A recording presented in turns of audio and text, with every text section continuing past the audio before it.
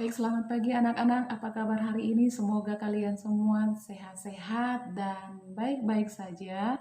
Walaupun kita masih belajar dengan jarak jauh, tetapi tidak mengurangi semangat kita untuk tetap belajar ya anak-anak. Pada pagi hari ini kita akan mulai belajar tema 1 tentang pembelajaran bahasa Indonesia, yaitu mengenai materi tentang kalimat utama atau kalimat topik, dan yang kedua adalah ide pokok atau gagasan utama, dan yang ketiga adalah kalimat penjelas. Nah, sebelum kita lanjutkan atau kita bahas satu persatu, ada baiknya kita mengundang Roh Kudus untuk hadir dalam hati kita, supaya Tuhan memberikan roh pengertian kepada kita. Kita berdoa di dalam hati kita masing-masing.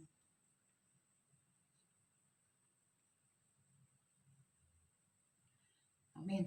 Nah, anak-anak, kita akan melanjutkan pembelajaran kita ya.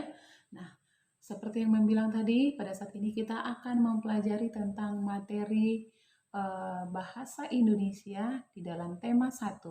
Anak-anak bisa buka bukunya, yaitu tentang kalimat utama atau kalimat topik ya. Buka bukunya di dalam tema 1.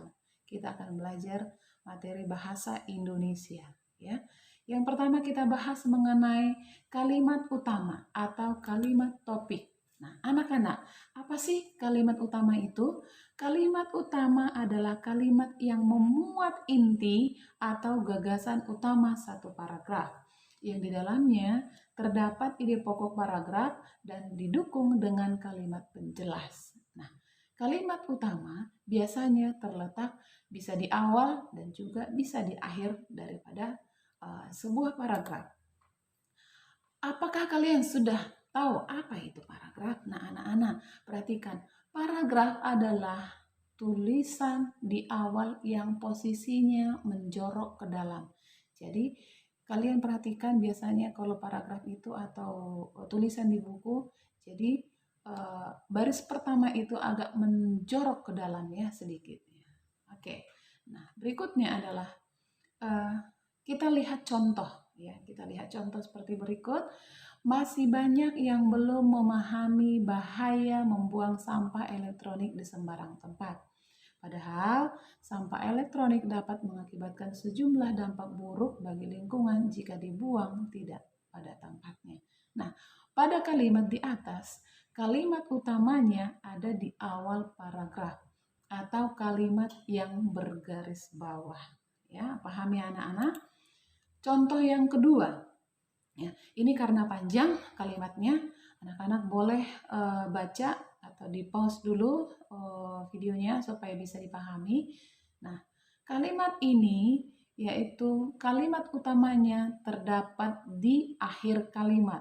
Yang saya garis bawahi, kamu perhatikan. Dengan demikian, kita mesti sabar dan tegar, serta terus berharap dan berpasrah kepadanya. Dalam menghadapi ketidakpastian hidup diibaratkan seperti panorama bintang dan bulan di malam hari yang kadang terlihat, kadang tidak.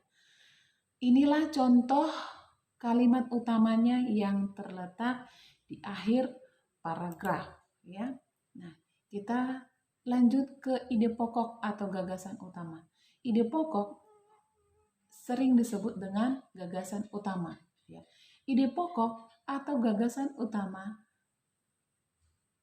atau gagasan pokok adalah inti satu paragraf atau ide atau gagasan yang menjadi pokok pengembang dari satu paragraf.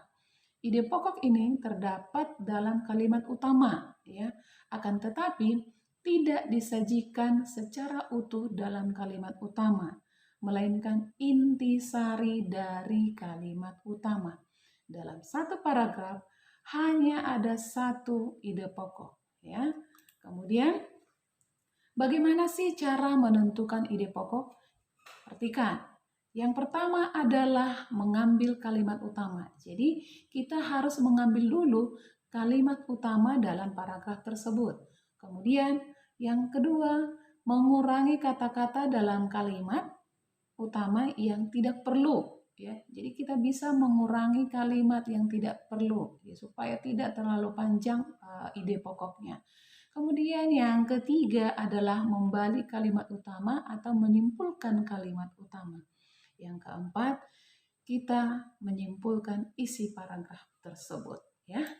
Nah, kemudian mari kita perhatikan satu persatu. Bagaimana sih mengambil kalimat utama? Nah, ide pokok bisa diambil secara langsung dari kalimat utama. Namun, ada juga beberapa kalimat utama yang tidak bisa disajikan menjadi ide pokok. Jadi, kalimat utama bisa jadi satu ide pokok. Tetapi, ide pokok itu belum tentu bisa menjadi kalimat utama. Ya. Contoh, buah kedondong memiliki berbagai manfaat. Buah ini bisa dijadikan bahan rujak yang lezat. Buah ini juga bisa disajikan menjadi manisan. Kalimat utama paragraf di atas adalah kalimat pertama, yakni buah kedondong memiliki berbagai manfaat. Ide pokok sama dengan kalimat utama, sehingga ide pokoknya adalah buah kedondong memiliki berbagai manfaat ya. Nah, kita perhatikan yang kedua, mengurangi kata-kata dalam kalimat utama yang tidak perlu. Nah, kita perhatikan kalimat ini ya. Kalimat utama, buah kedondong memiliki berbagai manfaat. Nah, ide pokoknya, kedondong memiliki berbagai manfaat. Jadi, kita kurangi kata-kata ya, kita kurangi kata-kata supaya tidak terlalu panjang ya. Kemudian kita perhatikan yang berikutnya, yang C. Bagaimana sih cara mengambil ide pokok? Nah, yang ketiga tadi membalik kalimat utama atau menyimpulkan kalimat utama ya. Nah, cara ini juga termasuk cara mudah dalam mencari satu ide pokok. Kita tinggal mencari kalimat utamanya. Kemudian kita menyimpulkannya menjadi ide pokok atau bisa juga dengan cara membalikkannya ya. Contoh, nih, buah kedondong memiliki berbagai manfaat. Buah ini bisa dijadikan bahan rujak yang lezat. Buah ini juga bisa dijadikan jadi manisan. Nah, kalimat utama yang pertama tadi adalah buah kedondong memiliki berbagai manfaat. Mari kita ambil ide pokoknya. Ide pokoknya adalah manfaat buah kedondong. Bisa juga berbagai manfaat buah kedondong. Bisa juga khasiat buah kedondong ya. Ini memiliki arti yang sama ya, memiliki arti yang sama. Ketiga-tiganya adalah bisa menjadi satu ide pokok ya. Yang keempat atau yang D, menyimpulkan isi paragraf ya. Menyimpulkan isi paragraf digunakan untuk menentukan ide pokok jika kita tidak bisa menyimpulkan dari kalimat utama ya. Contoh nih, ini adalah hewan berkaki 4. Hewan ini termasuk herbivora atau pemakan tumbuh-tumbuhan. Dagingnya menjadi komoditas pokok di Indonesia. Saat ini, saat hari Idul Adha, hewan ini sering dijadikan hewan kurban. Nah, hewan ini adalah sapi. Nah, dalam paragraf ini kita dapat mengambil kalimat utamanya yang terdapat di akhir kalimat ya. Hewan ini adalah sapi. Jadi kalimat utamanya belum tentu di awal paragraf, bisa juga di akhir paragraf ya. Ide pokoknya bisa kita ambil menjadi ciri-ciri sapi ya, ciri-ciri sapi. Karena paragraf di atas membahas tentang ciri-ciri sapi. Oke, paham ya anak-anak ya? Semoga kalian semua paham ya. Kemudian kalimat penjelas. Nah, kalimat penjelas. Kalimat penjelas adalah kalimat yang berisi penjelasan berupa rincian, keterangan, contoh, dan lain-lain. Ya. Kalimat penjelas baru berarti apabila dihubungkan dengan kalimat-kalimat lain dalam paragraf. Dan biasanya sering memerlukan bantuan kata penghubung ya. Kalimat penjelas biasanya terletak setelah kalimat utama ya. Jadi terletak setelah kalimat utama, ya. Baru itu disebut kalimat penjelas. Oke.